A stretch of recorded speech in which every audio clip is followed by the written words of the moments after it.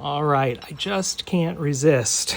So if you're a fan for a long time, you know that I've tried some of these casting mold or these cookie molds before. These are baking molds for cookies, but I was at the thrift shop and this was 99 cents and I just had to try it. So this one is a 1997 from Wilton.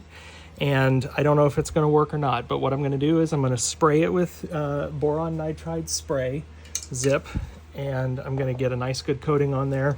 And then I'm going to fill it with some glass. I'm not sure what yet, probably some green aventurine. I don't even know what I'm going to do with this if this actually turns out. So we'll all find out together, I guess.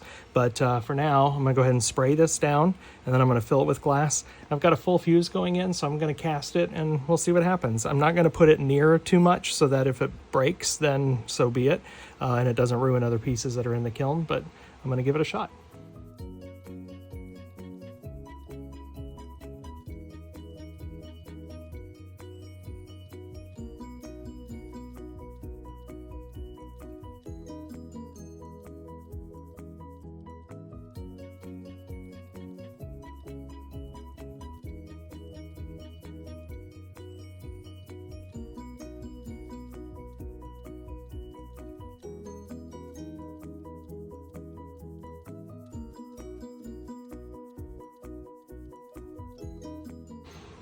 All right, here it is. Well, the mold didn't break. I have not taken this out yet, so this is going to be the big unveiling for all of us. Let's see how well it pops out of the mold.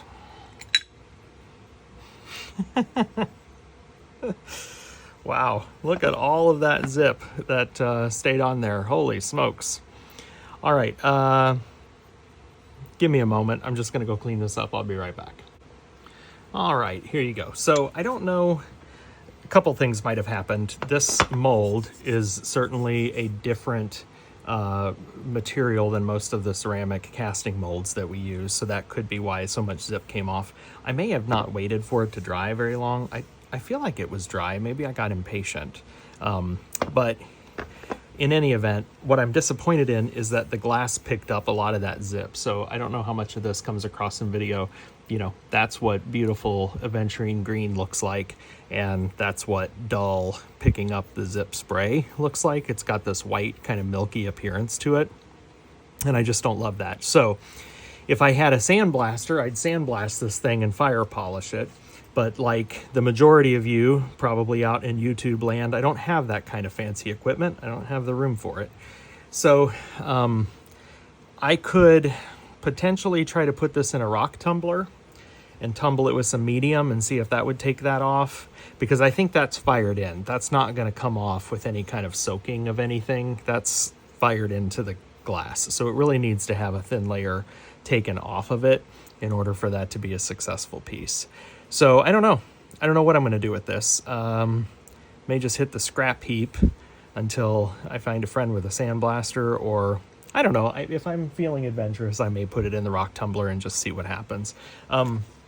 I do really like the piece, and so if I can figure out how to successfully fire in this thing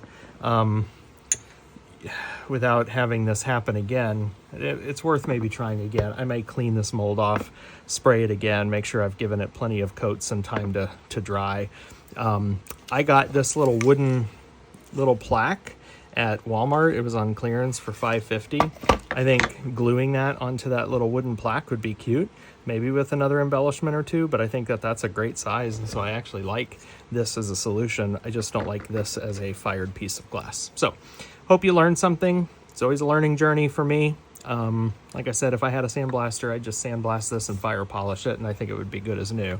But without that, I think I'm just going to push it to the side for a little bit, maybe try to tumble it and see what happens. I suppose if I do, and it works out, then I may post an update to my Facebook page.